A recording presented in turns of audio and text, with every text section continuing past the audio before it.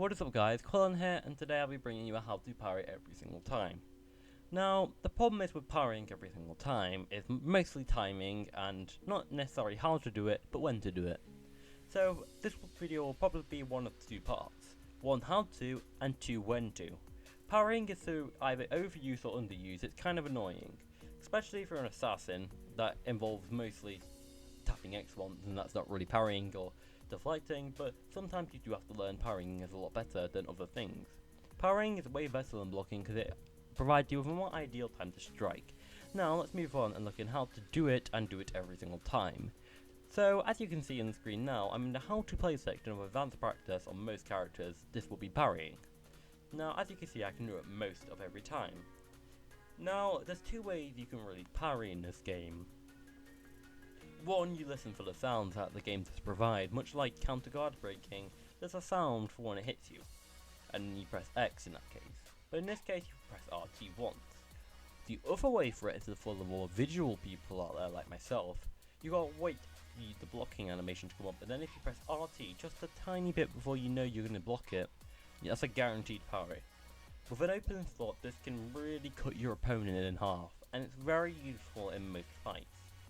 Again, this video will be split into two parts, and I went when to and how to. A little trick I learned, well not so long ago now, is start off by learning to parry by waiting for it to hit your sword and then press RT.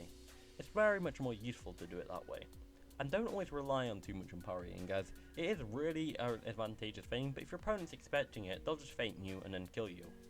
The reason you need to learn these little tips for when it hits your sword at first, there are certain glitches out there, like with Peacekeeper, when you can cancel an aerial denial attack.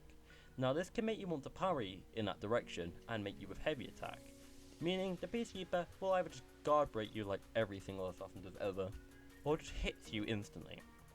And this can really harm your battle if you're just focusing on parrying everything. So I suggest put it in the middle of a blocking spree. Let's say a Conqueror's hit you twice and the third one parry it, and then you get 3 amounts of damage.